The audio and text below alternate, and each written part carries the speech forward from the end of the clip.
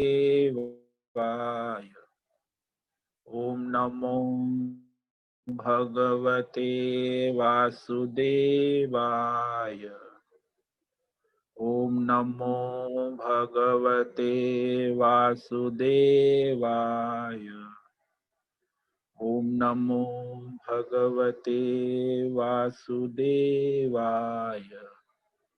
ओम नमो भगवते वासुदेवाय। ओम नमो भगवते वासुदेवाय। ओम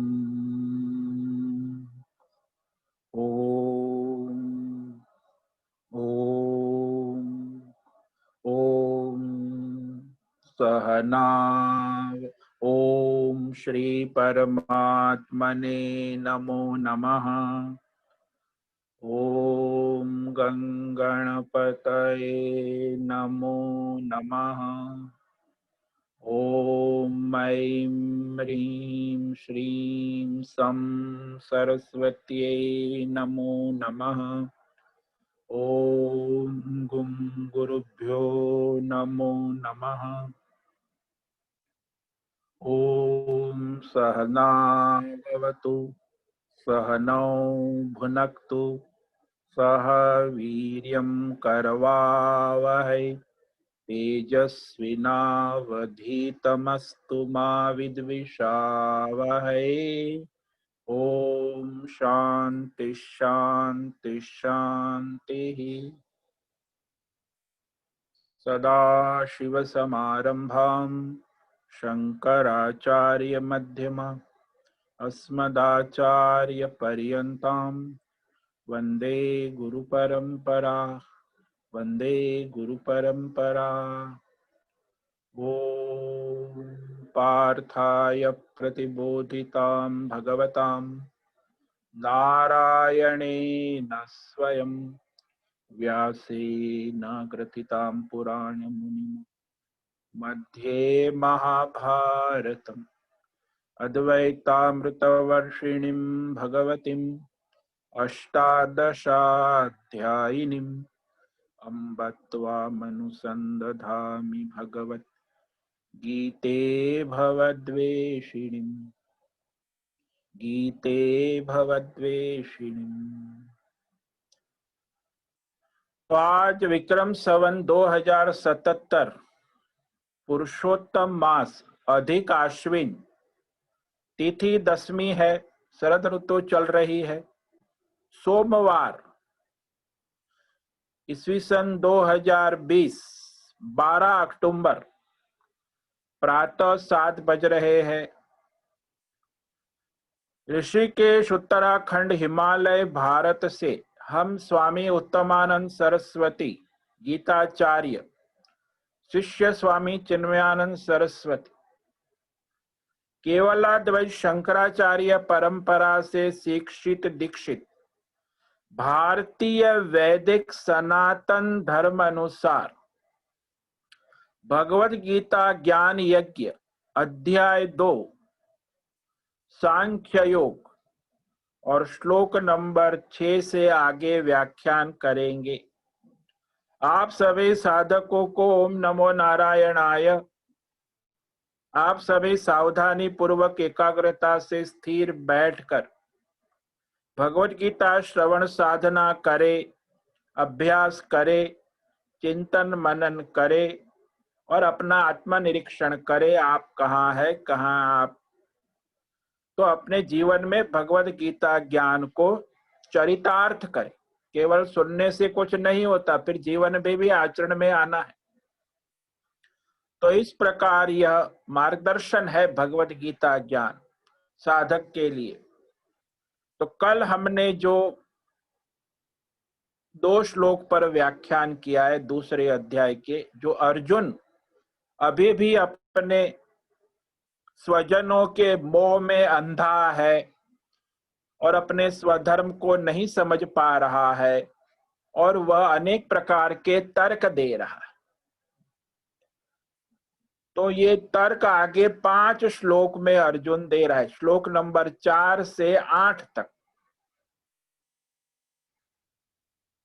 श्री अर्जुन उवाच कथं भीष्ममहं संख्ये द्रोणं च मधुसूदन इषुभिः प्रतियोत्स्यामि पूजार्हा वरिसूदन। अर्जुन बोले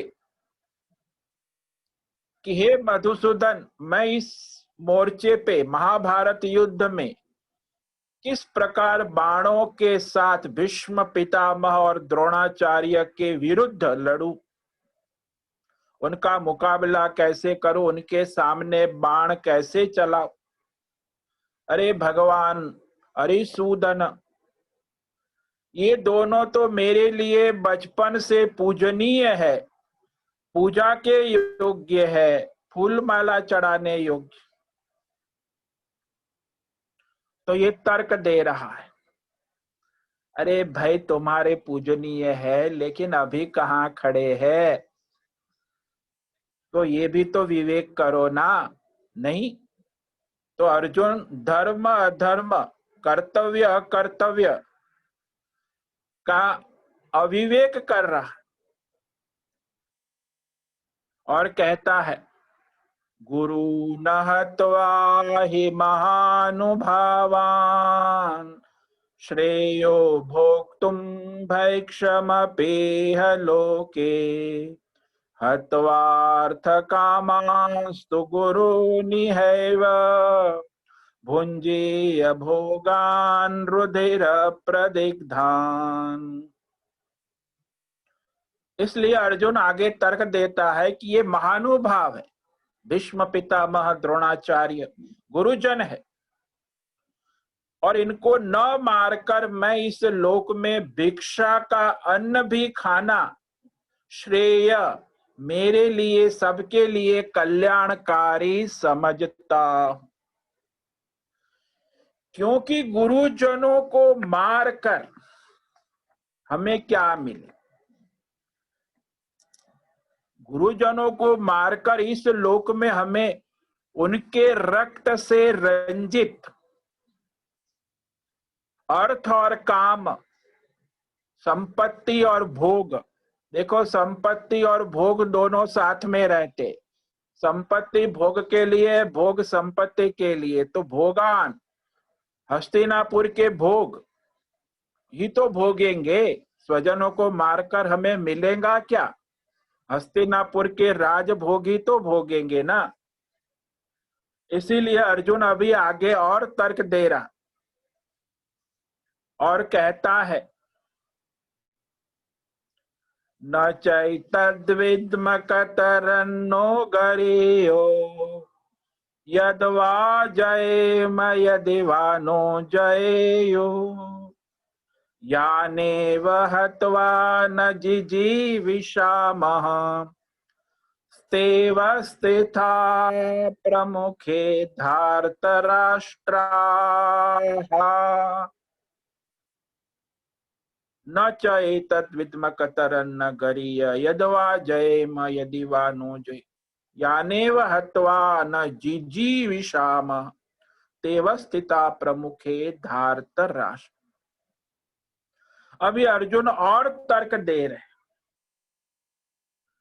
तो यहाँ 6 नंबर के श्लोक में अर्जुन कहता है कि वर्णाश्रम धर्म के अनुसार हम क्षत्रियों के लिए स्वधर्म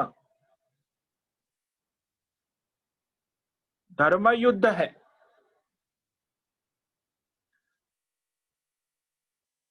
और धर्म युद्ध हमारे लिए आवश्यक है,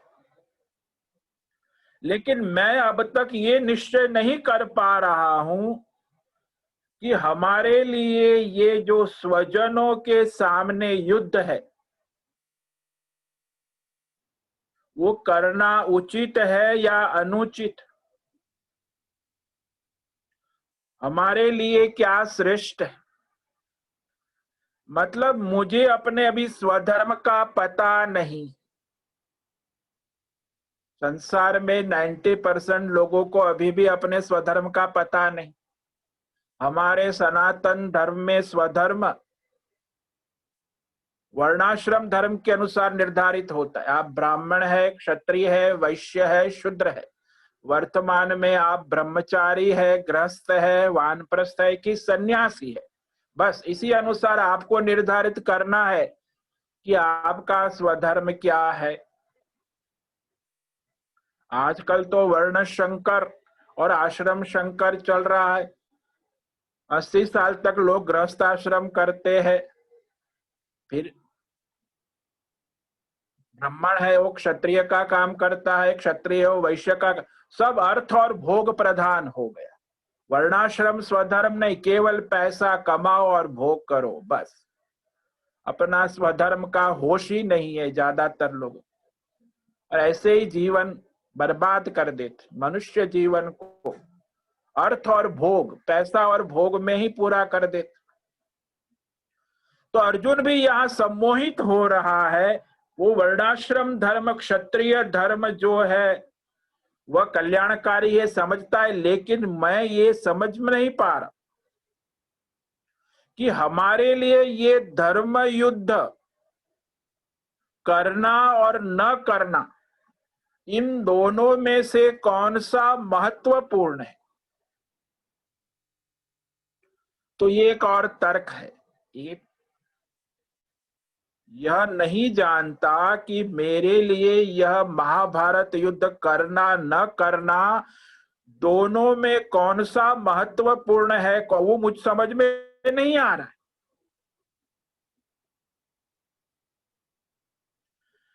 तो ये जो अर्जुन का तर्क है, और इस संग्राम में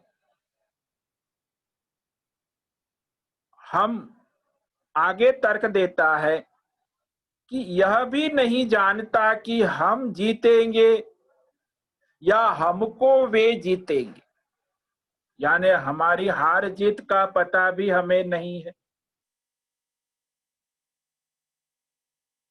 तो इसलिए अर्जुन और कहता है कि यदि हमारी विजय का आश्वासन मिल जाए कि हम जीत जाएंगे, ऐसा हमें आश्वासन भगवान की ओर से मिल जाए, तो भी मैं जिन्हें मारकर स्वयं जीवित रहना नहीं चाहता। ये मेरे स्वजन है। कोई भी मनुष्य संसार में अपने स्वजन को मारकर जीवित रहना नहीं चाहता। आप अखबार में पढ़ते होंगे, बाप ने अपनी 3 बेटी को जहर दिया और फिर खुद जहर खा लिया। तो वो कोई अपने स्वजन को मारकर फिर जीना नहीं चाहता। तो मैं भी अपने स्वजनों को मारकर जीवित रहना नहीं चाहता। तो वे सारे स्वजन कौरव जो है वह हमारे सामने खड़े हैं।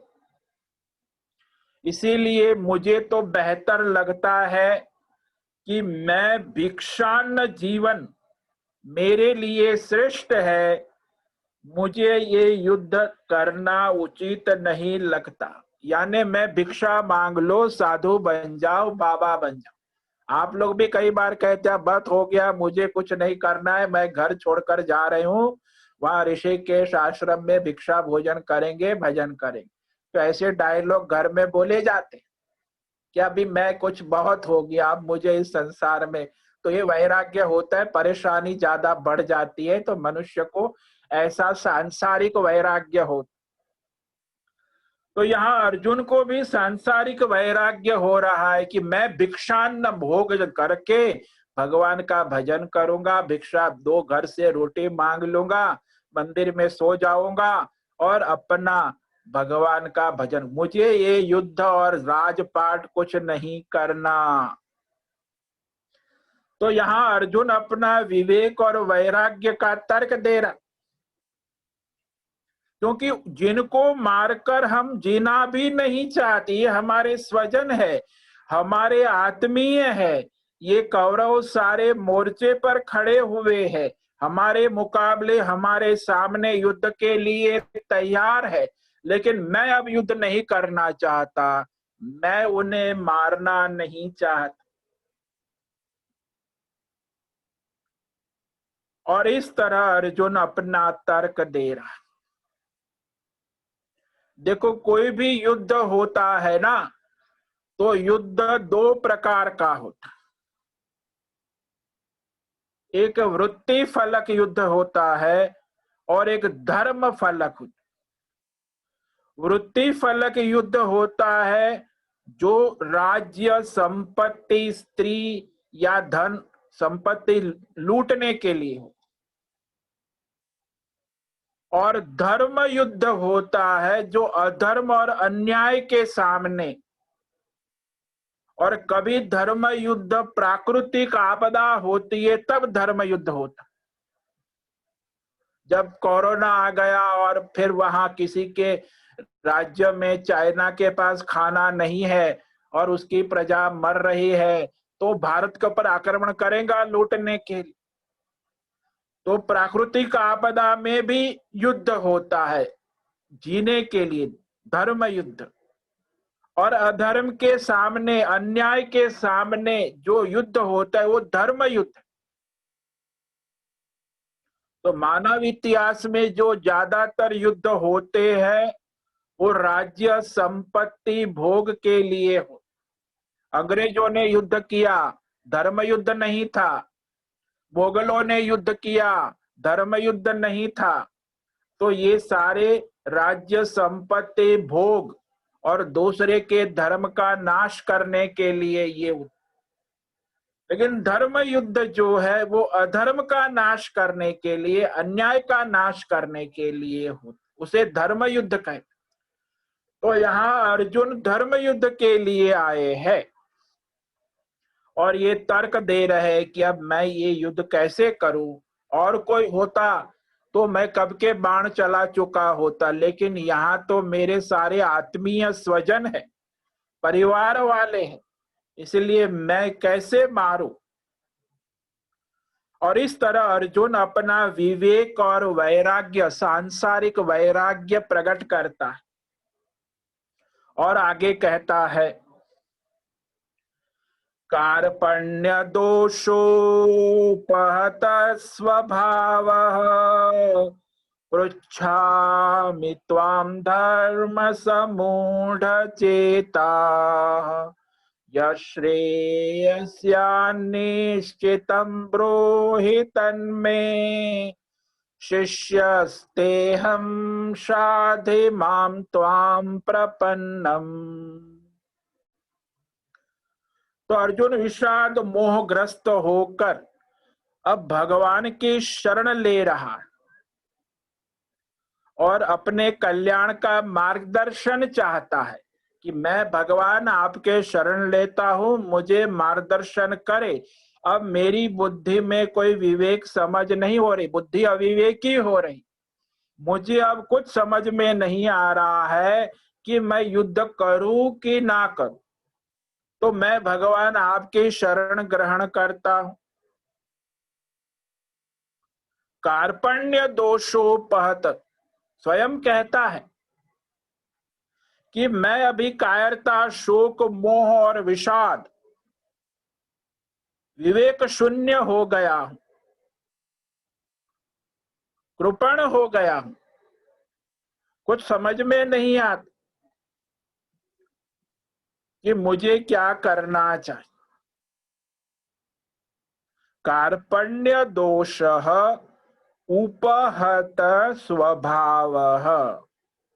ऐसे मनुष्य जब शोक, मोह, विषाद, विवेक शून्य होता है तो उसकी प्रकृति भी वैसी बन जाती है, स्वभाव रोने धोने लगता है, अपना स्वभाव विचलित हो जाता है। मानसिक और शारीरिक स्थिति जो है वह मानसिक वृत्ति विचलित हो जाती, कर्तव्य अकर्तव्य का निर्णय नहीं हो पा रहा।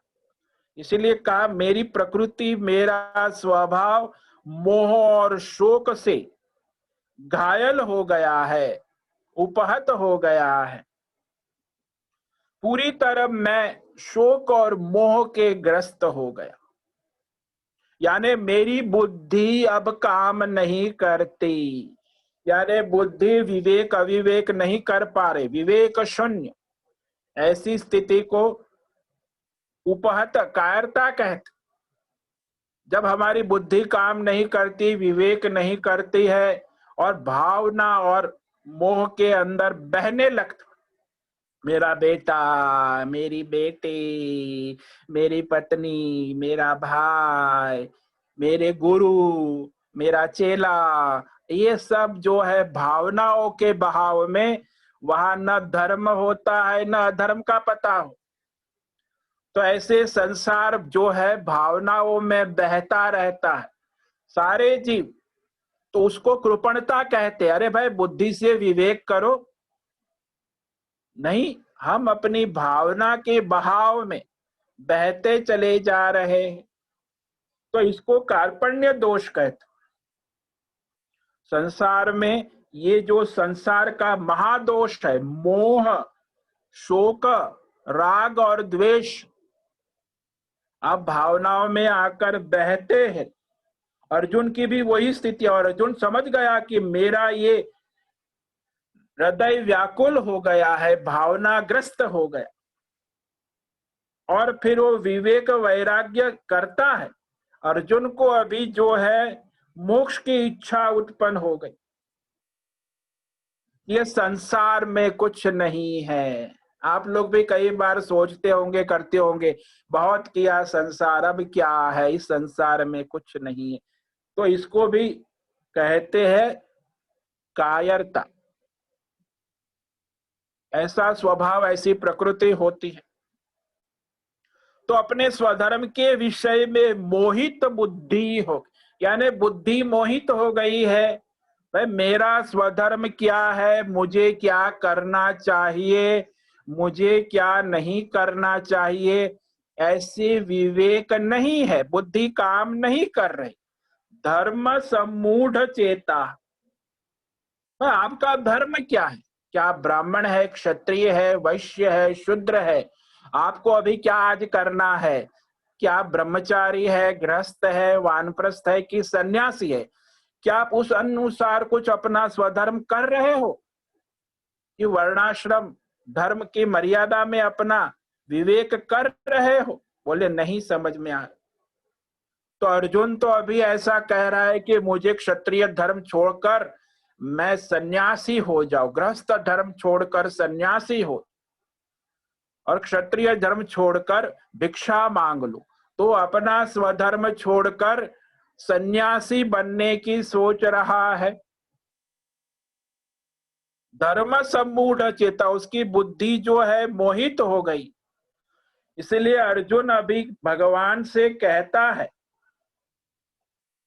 देखो भाई, कृपण का मतलब और एक होता है कि जो अपनी धन आदि, तन मन धन जन में कुछ हानि होती है तो सहन नहीं कर सकते।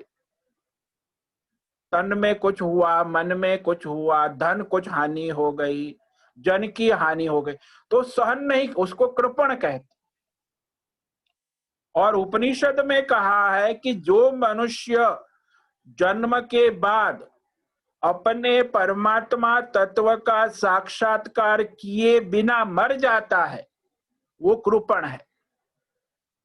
अपने को जीव भाव में मर जाता, परमात्मा के तत्व को न जानकर, परमात्मा के अज्ञान से मरता। तो अज्ञान में मरता है, जिसको आत्मज्ञान नहीं है वो कृपण है। इसीलिए यहाँ कृपण शब्द दो स्तर में दिया। तो वहां अर्जुन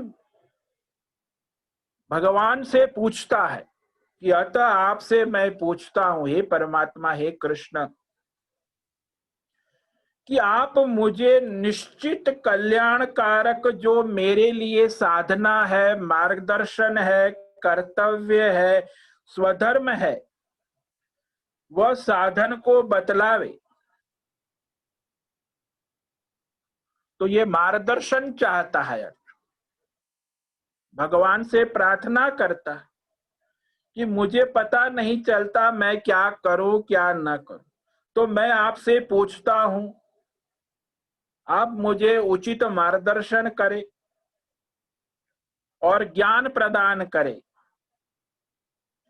अब मैं आपका शिष्यत्व स्वीकार करता हूं। देखो, आज तक अर्जुन सखा मित्र भाव में था, अभी कहता है मैं आपका शिष्यत्व स्वीकार कर।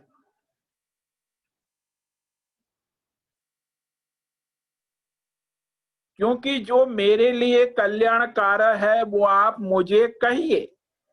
श्रेय और प्रेय, मैं श्रेय चाहता हूं, मुझे राजभोग या ये भौतिक सुख नहीं चाहिए, विषय भोग संग्रह नहीं चाहिए। मुझे सबका भला, मेरा कल्याण हो, ऐसा मार्गदर्शन करे। मैं आपका शिष्य।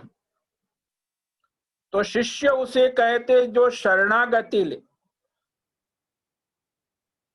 और गुरु की, देवताओं की, ईश्वर की शरणागति। तो यहां अर्जुन शरणागति ले रहे हैं। अब तक सखा थे, अब शिष्य बन रहे हैं। शिष्य ते त्वाम प्रपन्न।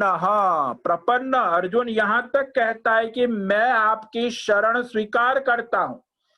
पूर्ण शरणागति, शरणागति स्वीकार कर। तो आप मुझे शिक्षा दीजिए। शाधि यानी शासन करिए। शासन होता है जीवन में जो अपने स्वजन है उसकी भलाई के लिए जो क्रिया, वाणी और कर्म किए जाते उसे शासन कहते। माँ अपने बच्चे पर शासन करती है कि बच्चे की भलाई कैसे हो, तो उसे कहते हैं, क्रिया करती है, उसके लिए चेष्टा करती है, प्रयत्न करती है, इसको शासन कहते। गुरु अपने शिष्य को भलाई के लिए उसके कर्म करते हैं, कराते हैं उससे। तो वह कर्म करना और कराना जो अपने स्वजनों की भलाई के लिए हो उसे शासन कहते। हम देखते हैं माँ है, बहन है, बाप है, बड़े भाई है, ये लोग शासन करते क्योंकि वह हमारी भलाई चाहते हैं। तो जो हमारी भलाई चाहने वाले लोग हम पर शासन करते, मार्गदर्शन करते, तो ऐसे कर्म बोलते हैं, कर्म करते हैं, बोलते हैं, सोचते भी है हमारे बारे में, ये भी शासन है कि इसकी भलाई कैसे हो। तो ये अर्जुन भी कहता है भगवान आप मुझ पर शासन करिए, मुझे शिक्षा दीजिए। शिक्षक विद्यार्थी पर शासन करता है। अब अर्जुन जो है अपना शरणागति स्वीकार करके केवल मुमुक्षु बन गया है। उसके अंदर वैराग्य है, विवेक है और वह मोक्ष चाहता है। इसीलिए भगवान के पास समर्पित होकर अब वो अपना वैराग्य प्रकट करता और भगवान में श्रद्धा भी प्रकट करता है। तो ये जो 8वां श्लोक है इस पर हम कल व्याख्यान करेंगे, जिसमें अर्जुन तीनों लोक का राज्य मिल जाए तो भी उसका ये शोक विषाद दूर नहीं होगा, ऐसा कहकर वैराग्य प्रकट करता है कि उसे संसार में अब कुछ दिख नहीं रहा, असार दिख रहा है, यानी संसार की असारता प्रकट कर रहा है। वो 8वें श्लोक में, उस श्लोक आज पढ़ेंगे लेकिन इस पर व्याख्यान कल करेंगे। नहीं प्रपश्यामि ममानुपद्यात् यच्छोकमुच्छोषणमिन्द्रियाणाम् अवाप्य भूमावसपत्नमृद्धम् राज्यं सुराणामपि चाधिपत्यम्। तो इस प्रकार आज जो हमने श्लोक किए हैं 6 और 7, इसका संक्षेप में आपको सार बता देते हैं। श्रीमद् भगवद गीता अर्जुन विषाद योग द्वितीय अध्याय। अर्जुन युद्ध न करने की बात कह रहा।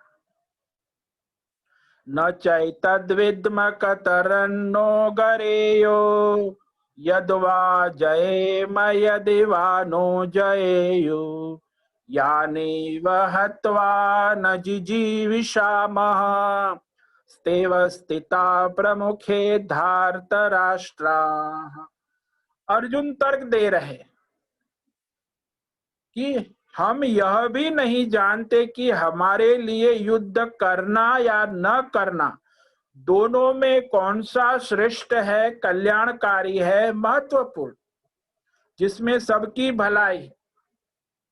और तर्क देता है हम यह भी नहीं जानते कि इस युद्ध में हम जीतेंगे या हम हारेंगे, या हमको वे लोग जीतेंगे। हार जीत किसकी होंगी ये पता नहीं, इसीलिए युद्ध करना उचित नहीं है। और फिर तर्क देता है जिन स्वजनों को मारकर हम जीना भी नहीं चाहते, ये मेरे आत्मीय जन है, स्वजन है, कौरव है, मार मोर्चे पर लगे सामने खड़े हैं। इसीलिए अर्जुन भगवान से प्रार्थना करता है, शरणागति स्वीकारता है और मार्गदर्शन चाहता है और कहता है कार्पण्य दोषोपहत स्वभावः पृच्छामि त्वां धर्म समूढ़ चेता यश्रेयस्याद् निश्चितं ब्रूहि तन्मे शिष्यस्तेहं शाधि मां त्वां प्रपन्नम। अब अर्जुन अपना शोक व्यक्त करता है, कहता है कार्पण्य दोष, कृपणता के भाव में आ, और मेरा स्वभाव प्रकृति जो है अब घायल हो गई, विवेक शून्य हो गया हूं, क्या करूं क्या न करूं कुछ समझ में नहीं आ। धर्म सम्मूढ़, अपने स्वधर्म के बारे में मोह बुद्धि हो गया, मोहित हो गया कि मेरा स्वधर्म कर्तव्य अकर्तव्य क्या है इसका मुझे कुछ समझ में नहीं आ। इसीलिए भगवान मैं आपसे पूछता हूं, जो निश्चित मेरा स्वधर्म और कल्याणकारी मार्ग है, श्रेय, देखो अर्जुन श्रेयार्थी, हमेशा श्रेय शब्द का इस्तेमाल, मेरा भला और सबका भला जिसमें हो वह मार्गदर्शन मुझे करिए, मुझे मार्गदर्शन दीजिए। मैं आपका शिष्य हूं, मैं आपकी शरणागति स्वीकार करता हूं, आप मुझे शिक्षा दीजिए, मार्गदर्शन दीजिए, मुझ पर शासन कीजिए। ये अर्जुन भगवान को कहता है। और फिर आगे कल कहेंगे कि मुझे मेरी ये समस्या का समाधान भगवान केवल आप ही कर सकते हैं, आपके सिवा और कोई मेरा ये शोक मोह दूर नहीं कर सकता। तो इस पर हम कल व्याख्यान करेंगे। ओम नमो नारायणाय, ओम नमो नारायणाय, ओम नमो नारायणाय, ओम नमो नारायणाय। ओम पूर्णमद पूर्णमिदं पूर्णात् पूर्णमुदच्यते पूर्णस्य पूर्णमादाय पूर्णमेवावशिष्यते। ओम शांति शांति शांति। ओम गुम गुरुभ्यो नमो नमः। ओम तत्सत। श्री कृष्णार्पणमस्तु। ओम ओम ओम।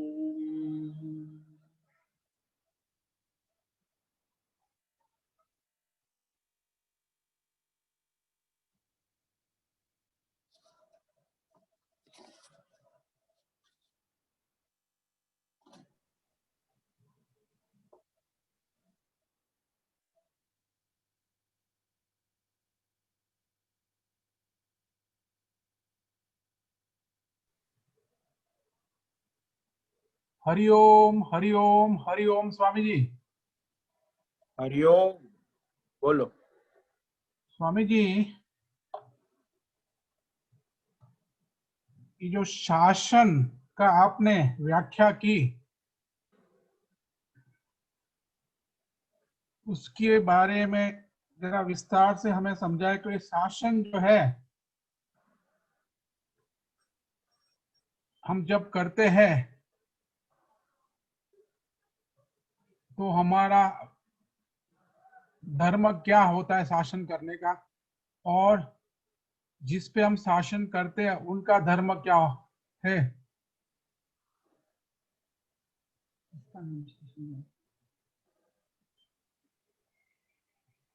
शासन का मतलब होता है शिक्षा। शासन शिक्षा कर। अब वहां ये समझना है कि हम जो हमारे स्वजन है, हमारे साथ जुड़े हुए हैं, उनकी भलाई के लिए सोचना, बोलना और क्रिया करना, प्रयत्न करना, तो ये सतत प्रयत्नशील रहना कि हमारे जो भी कोई हमारी शरण है उस पर हम शासन करें। जो हमारी शरण नहीं है, हमारी मर्यादा में नहीं है, हमारी बात मानते नहीं, उस पर तो हम शासन कर ही नहीं सकते। शासन तो उस पर कर सकते हैं जो आपकी शरण है, आपका शिष्यत्व स्वीकार करता है, आपसे मार्गदर्शन चाहता है, और फिर उसे हम उसकी योग्यता के अनुसार उचित मार्गदर्शन करें, वो भी शास्त्र के अनुसार, परंपरा के अनुसार। अहंकार से मैं कहता हूं ना, तू ऐसा ही कर, मैं तेरा बाप हूं, तू मेरा बेटा है, मैं तेरा गुरु हूं, तू मेरा चेला है, ऐसी जबरदस्ती से इसको शासन, इसे तो मूर्खता कहते। शासन में जो है विवेक, ज्ञान और संवाद होता है। पति पत्नी में संवाद होता है, बाप बेटे में संवाद होता है, गुरु शिष्य में संवाद होता, और उसमें उसकी भलाई है ऐसी उसको महसूस कराना पड़ता है कि हम जो कह रहे हैं इसमें आपकी भलाई है, आपका कल्याण है, आपका श्रेय है। तो श्रेय अभ्युदय है, तो उसे समझ में आए कि हाँ ये हमारे श्रेय कल्याण के लिए, तो वो भी फिर अपना शासन स्वीकार करेगा। तो उसको भलाई दिखती है, तो यदि भलाई नहीं दिखती तो वो शासन स्वीकार नहीं करेगा। गुरु शिष्य की भलाई कर रहे हैं, माता पिता अपने संतान की भलाई, तो उसे दिखेगा कि ये हमारे भलाई हो रही है, इसीलिए वो आपके शासन का स्वीकार करेंगे। तो यहाँ जो शासन करने वाला है और शासन लेने वाला है, दोनों की जिम्मेदारी। जो शासन करने वाला है उसके अंदर धर्म होना चाहिए, विवेक होना चाहिए, शास्त्र का ज्ञान होना चाहिए कि भलाई क्या है, धर्म क्या है, कर्तव्य क्या है। जो स्वयं ही यदि धर्म भ्रष्ट है तो वो शासन क्या करेगा। तो स्वयं पहले शास्त्र धर्म का ज्ञान होना आवश्यक, फिर उसके लिए सोचना, उसके लिए बोलना, संवाद करना, फिर उसके लिए क्रिया भी करना, प्रयत्न भी करना कि उसकी भलाई कैसे। ये न के न प्रकारेण, जैसे माँ होती है अपने छोटे बच्चे की भलाई के लिए निरंतर लगी रहती।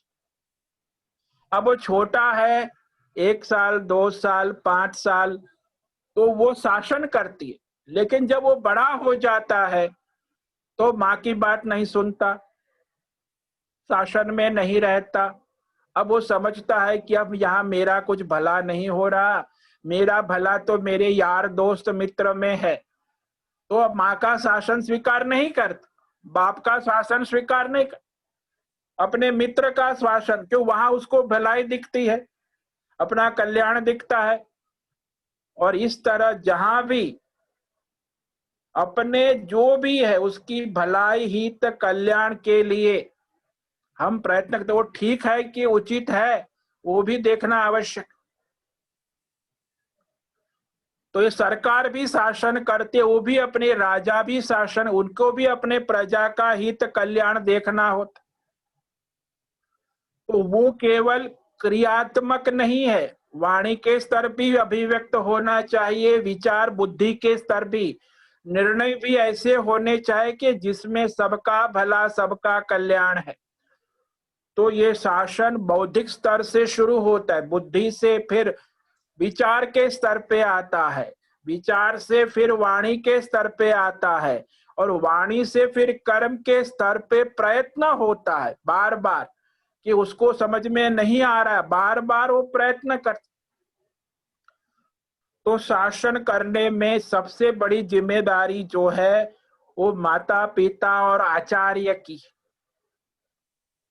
यदि माता पिता और आचार्य सही ढंग से शासन करते हैं तो फिर वो उसका और सबका भला हो जाता। शासन करना अपने आप में एक साधना है, तप है, और भगवान अर्जुन पर शासन करते, उसे मार्गदर्शन करेंगे, तो यह शासन है।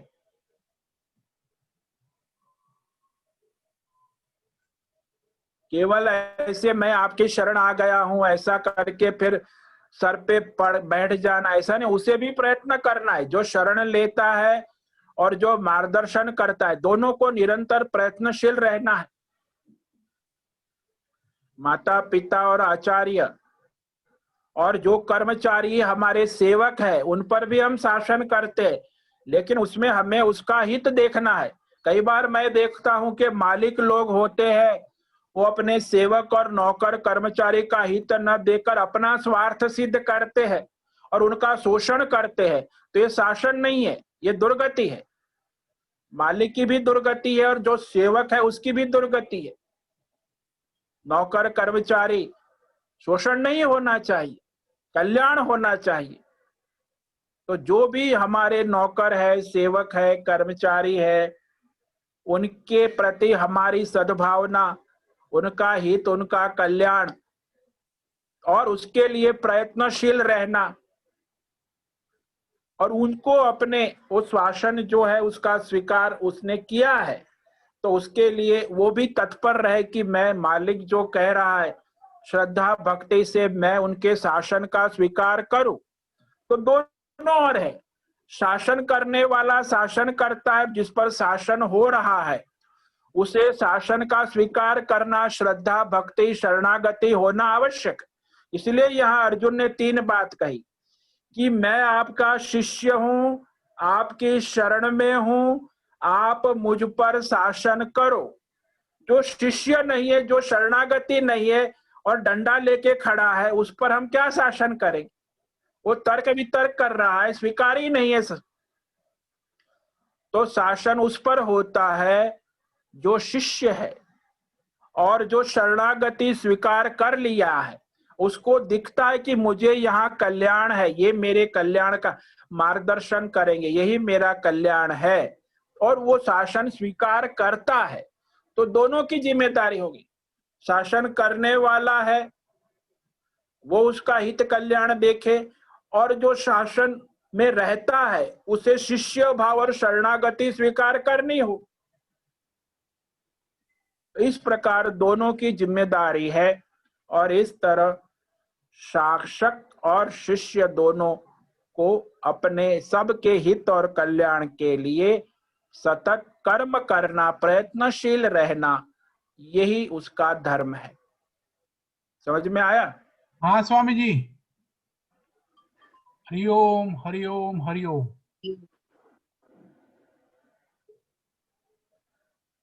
स्वामी जी हाँ जी। हरिओम। हीरा बोल रही। हाँ हीरा बोलो। अभी एक पढ़े लिखे पंडित है, हाँ सब पढ़ाते ज्योतिष, और उनके पास हम लोग पूजा कराया, लेकिन हम लोग पूजा का पूरा पैसा दिया, फिर भी उन्होंने वापस बोला कि आपने पैसा नहीं दिया, तो मैं क्या करना चाहिए? देखो भाई, आप अपना स्वधर्म करो, जो भी है विवेक करो कि आपने क्या दिया, उसकी आवश्यकता हो, संतुष्ट होना चाहिए पंडित को श्रद्धा संतुष्ट पूर्वक। होना चाहिए, मैं भी वही सोच रही हूँ, उनको हाँ, संतुष्ट करना चाहिए। बस संतुष्टि होनी, तब आपकी श्रद्धा अभी ऐसा भक्ति लगता है पूर्ण वो होती। संतुष्ट नहीं है, मैंने खाली सवाल किया तो वो बहुत बुरा लग रहा है, मन में वही सवाल आता है। उनकी संतुष्टि भी आप उनसे पूछो कि आपको क्या असंतोष है, हम आपके लिए क्या कर सकते हैं, तो आप उससे संवाद करो, चर्चा करो। हाँ। हाँ, ओम। ठीक है, अब समय पूरा हो रहा है, कल फिर मिलेंगे आप सबको। ओम नमो नारायणाय। ओम नमो नारायण। ओम नमो नारायण। नमो ओम नमो नारायण। नारायणाय। ओम नमो नारायण स्वामी जी। नारायण। नमो नारायण स्वामी जी। ओम नमो नारायण। नमो नारायण। ओम नमो नारायण। नारायण। ओम नमो नारायण स्वामी जी। ओम नमो ओम नमो नारायणाय। ओम नमो नारायणाय स्वामी जी। ओम नमो नारायण स्वामी जी। ओम नमो नारायण।